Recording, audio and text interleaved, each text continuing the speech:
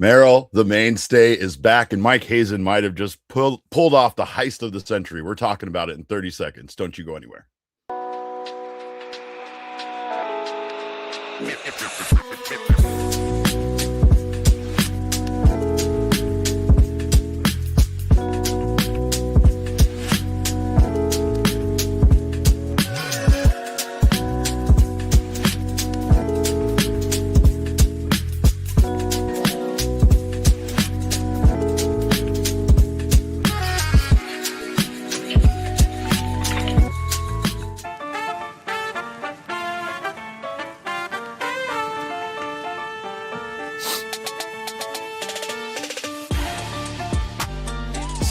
And welcome into an emergency edition of the PHNX Diamondbacks podcast right here live from my house where I was asleep like 30 minutes ago. We got big news, and of course this show, as always, is brought to you by our friends at Game Time. Download that Game Time app, use our code of PHNX, get $20 off. But we are here as an emergency pod to talk about the Arizona Diamondbacks bringing back Merrill Kelly on a 2-year deal worth $20 million per year. Per Steve Gilbert and MLB.com. This was a move that we felt was imminent. We've talked about this for a while, and I think that if you're talking about players the Diamondbacks could have gone after that were not going to be the elite, high-caliber, expensive arms available on the free agent pitching market, then Merrill Kelly was a pretty attractive target. Not only did you know at his age of 37 years old was Merrill going to not require the long-term deal that most of those guys would require, but you also know exactly what you're getting in the mainstay. I mean, this guy has been outstanding for the Diamondbacks in his time here. He was outstanding last year. I think we have his stats for 2025, but he put up some great numbers last season.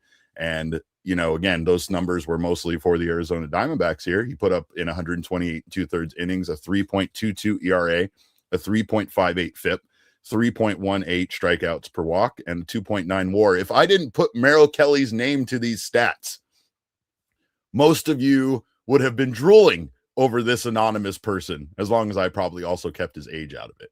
But meanwhile, his season with the Texas Rangers did not go nearly as well. And that is probably the thing I'm going to focus on today, considering I'm sitting here ready to just take victory laps wearing this Arlington shirt I have on. In 55 and a third innings pitched with the Texas Rangers after the Arizona Diamondbacks traded Merrill Kelly at the trade deadline to the Rangers. He posted a 4.23 ERA, a 4.18 FIP, 4.60 strikeouts per walk, and a negative WAR, negative baseball reference WAR of 0.1. Right. The move was not great for Merrill Kelly, but more importantly, the move was not great for the Texas Rangers. The Diamondbacks had a bevy of contracts to unload, and obviously Merrill Kelly was one of them, but I don't think any of us imagined when the season started that Merrill Kelly's contract would have been the one that received the biggest haul at the trade deadline. I think many of us imagined if the Diamondbacks had a bad season and they were going to end up trading their players away, they were going to end up trading away most likely Zach Gallen for the haul. Instead, the offers based on Gallen's first half were not there. And meanwhile, as we showed you there with Merrill's numbers, that those were very attractive. The Texas Rangers are the biggest loser in this entire situation, quite frankly. And that's because Mike Hazen fleeced them. He fleeced the Texas Rangers. When you look at what the Texas Rangers got here out of Merrill Kelly, it was like a coordinated effort to bring that team to its knees and ensure that they did not make the playoffs. And Merrill Kelly was not the reason why. And shout out to our guys, CWP. Yes, sir. The pickle juice will flow in downtown Phoenix once again. An interesting thing on that too, that I want to bring up as well. But overall here, when you talk about Merrill, what he means to the Valley, what he means as like to Arizona, I think it's kind of like what I said with Paul Goldschmidt. There's a different type of love for Merrill Kelly here in this city. There's a different appreciation for him. He's 37 years old with a 2-year contract worth $20 million per year. There's a good chance that this could be the final run of Merrill's pitching career, right? So for him to come here or return here and hang it up with the Diamondbacks, that's special. That means something. And Mark's right. He is at least a top 10 kissable pitcher. He wants to see the kissable stats. I didn't pull the kissable stats. We didn't have time this morning. And that's probably on me because we definitely should have factored in his kissable his kissable factors, his kissing percentages, the expected kissing stats, all of that into his free agent value. And that is something that many people here are going to most likely not love, is that we are bringing back a 37-year-old at $20 million per year. And I've already seen the comments on social media about that. Let's just remember that Merrill in general was never supposed to be this good returning from Korea. And for some reason, he's just been incredibly consistent in his time with the Arizona Diamondbacks. And he was a stud in the playoffs, and he's just been a stud for us at times quietly. I've said when he was surpassing legends in the Diamondbacks, organization as far as pitching goes for wins and other factors, I felt like there was something special and obviously underrated about Merrill Kelly, right? But having him back, I think it means a lot. I think it means a lot to all of us. And I personally am very thankful to have Merrill back in this organization. I will say that there's no surprise that a move like this is not going to excite many people. And that was something that I cautioned on several of our episodes when we were discussing about which free agent pitching options they could go after. Even if they go after a guy with worse stats, there's this weird expectation amongst the fan base that person is going to have renaissance, right? They're going to rejuvenate their career here in Arizona, which the track record does not prove that happens, especially with pitchers. But I think the thing is that you bring in an unknown, and it's easier to get excited about it than Merrill Kelly. Merrill Kelly was not the reason this pitching staff was so bad last year. In fact, Merrill Kelly could be credited for a big reason why things didn't really go off the rails completely for this starting rotation. So he was not the problem, and I don't know why this of course this is going to be like one of those underrated moves that a lot of people don't like, but I'm expecting that. I was expecting people in general to not love this move because of the fact that what are you really improving here?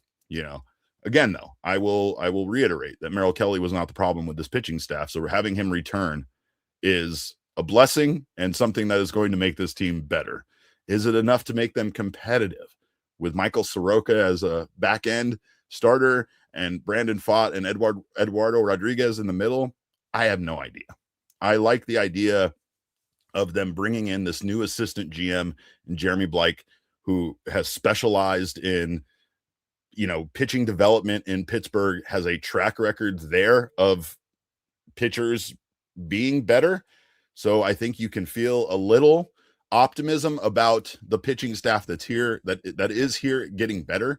And I mean, again, there is kind of an unknown factor there in Michael Soroka. Even though his numbers last year weren't very good, his underlying expected stats actually were. And if he's able to somehow be that, then you have two guys in your rotation that most likely have a sub-4 ERA, and you could have, probably several of those guys. The most important thing here, though, is, and this gets back to my earlier point, Mike Hazen fleeced the Texas Rangers. We lost to the Rangers in the World Series. I'm sure you all remember that from 2023. There was a point where I was half naked and drunk. It was fun. We had good times. But I've never seen such a revenge plot as what has happened here. The Diamondbacks, instead of trading Zach Gallen, who they weren't getting good offers for at the trade deadline, do part ways with one Merrill Kelly and vastly improve their farm system pitching depth through that trade. They bring in Mitch Bratt, they bring in David Hageman, and most importantly, they bring in Cole Drake, who I believe is now the Diamondbacks' #1 overall pitching prospect. They send Merrill Kelly over to the Rangers, who was fine. He wasn't good. He wasn't what he was with the Diamondbacks, but he was fine. But the Rangers weren't, and they collapsed, and they missed the playoffs completely in 2025. They gave us 3 of their best prospects for essentially winning the exact same number of postseason games that the Diamondbacks did.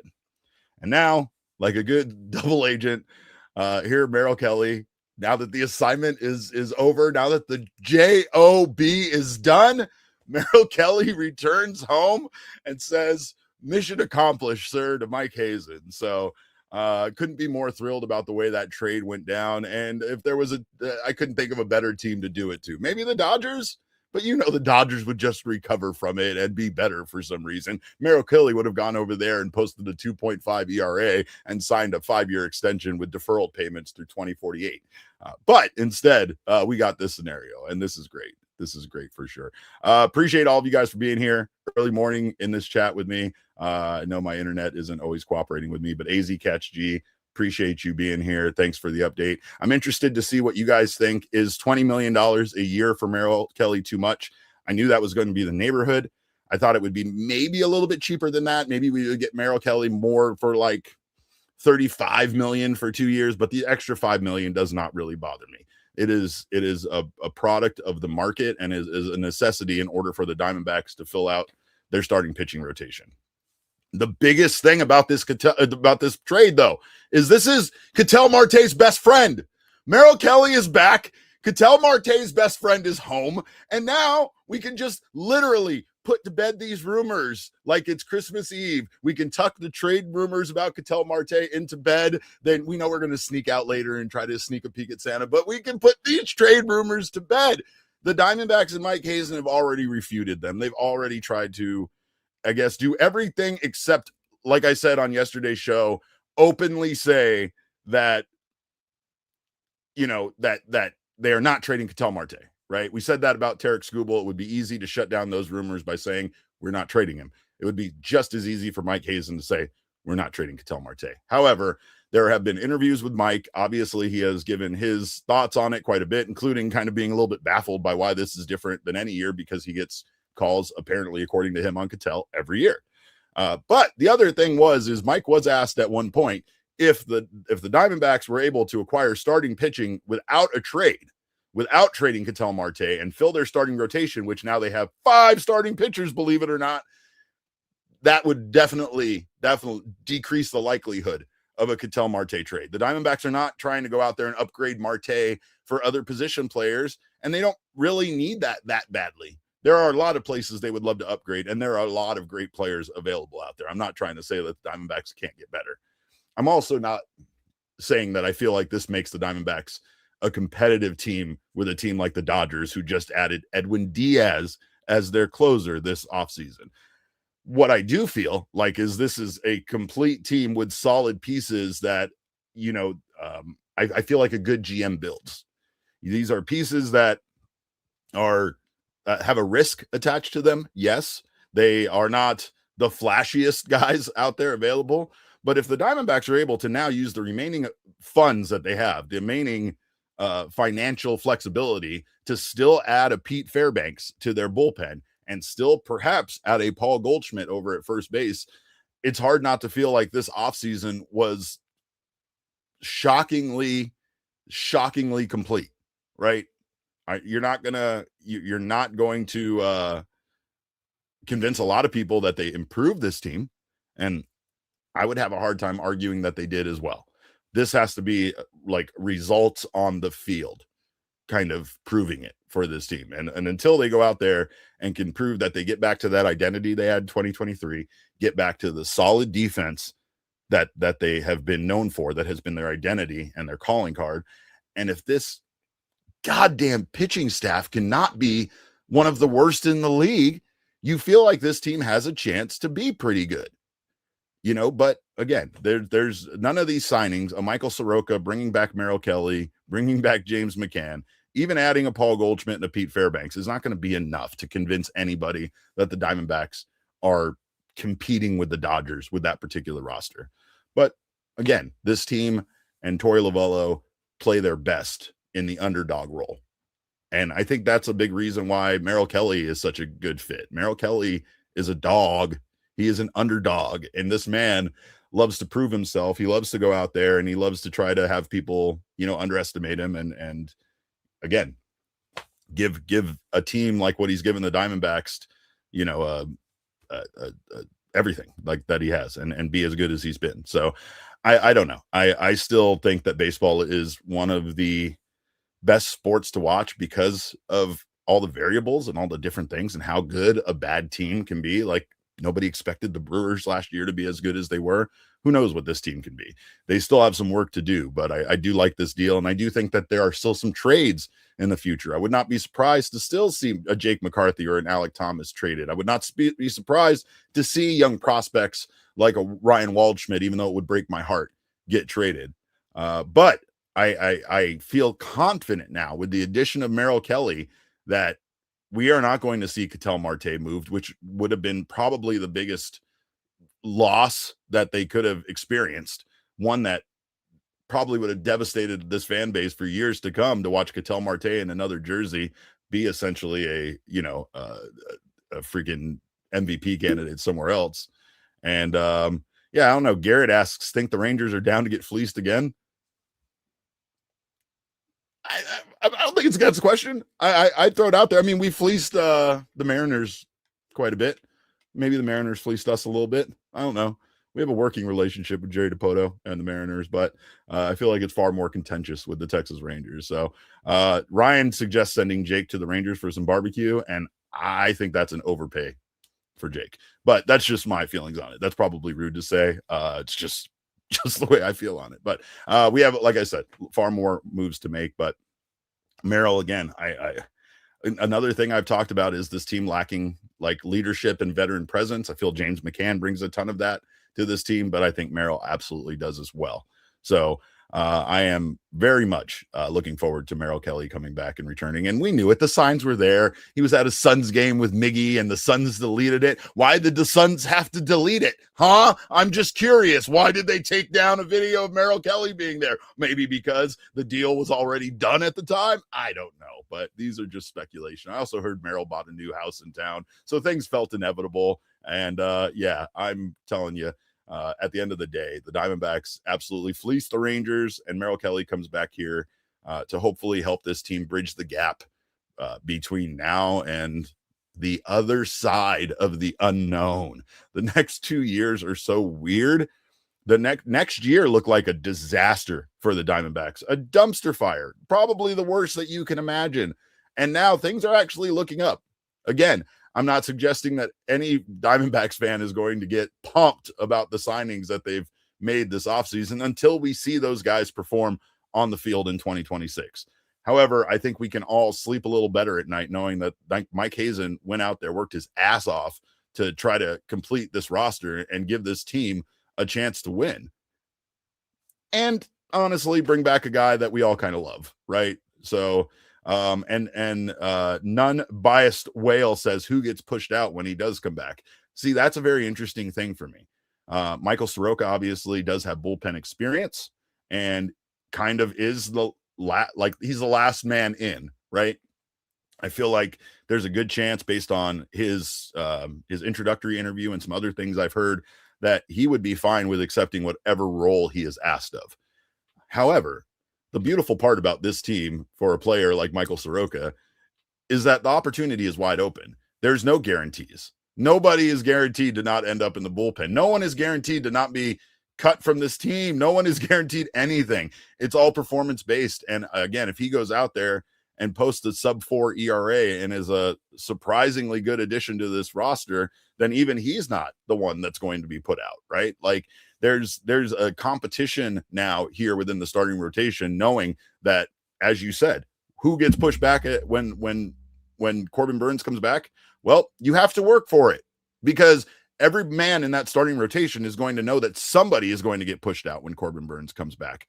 So that seems to me like the proper added motivation for them all to be at their best, so that they are not the ones that get sent back or get sent down, get sent wherever, right? Like there's only a few options you can make with a guy like Erod. And there's only so many options you're willing to make with a guy like Brandon Pfaadt, because you still probably very much believe in him. However, again, I just think that in general, nobody is safe when it comes to who gets pushed back. Who gets pushed down? Whoever has a 5.23 ERA when that time comes. That's who gets pushed down. And I do like the fact that Mike Hazen has not shied away, as we saw with the Madison Bumgarner deal and other situations where guys that are hurting us, guys that are not performing well on the field, no matter how much they're getting paid, are not going to be allowed to continue to hurt the team's performance on the field, right? So, again, I think that the competition is there, and it's definitely good for this team. So I'm just very excited, as I think you all should be back, that Merrill Kelly is back. This is a big feather in the cap of Mike Hazen, what he was able to do for this team. And again, the work is not done, but you feel much better about what they did this offseason. It's like me with the Christmas gifts. I still have so many stocking stuffers to buy and people I forgot, but the big stuff was bought in like November, and it did allow me to have a little bit of comfort, a little bit of rest at night, knowing that the majority of my work is done. Bringing in these 2 starters and doing it for a total cost of $27.5 million for one season for both of those guys. That's a deal. That's a Black Friday deal. And Mike Hazen got the majority of his shopping done with that one. So great to have the mainstay back in the Valley, and great to, once again, feel a little bit better about 2026. Appreciate all of you guys taking some time on Football Sunday to join us. I have to head out to Gila River Resorts and Casinos to hang out with the PHNX Cardinals crew and do some drinking. So make sure to join us for that if you are interested in coming out. Otherwise, we'll be back on Monday with another 12 p.m. show. So make sure to join us for that. In the meantime, I am at Cap_caveman with a K. Shout out to my guy, Shane Diefenbach, for holding it down for me. You can follow him at Shane Dief. Of course, our show is at PHNX_Dbacks, but as always, all roads lead to at PHNX_sports on Twitter, Instagram, and Facebook. We'll see you guys tomorrow. Until then, have yourselves a wonderful Sunday. And remember, kids, baseball is fun, but it is so much more fun when the mainstay is part of your starting rotation. We all silly like the mayor.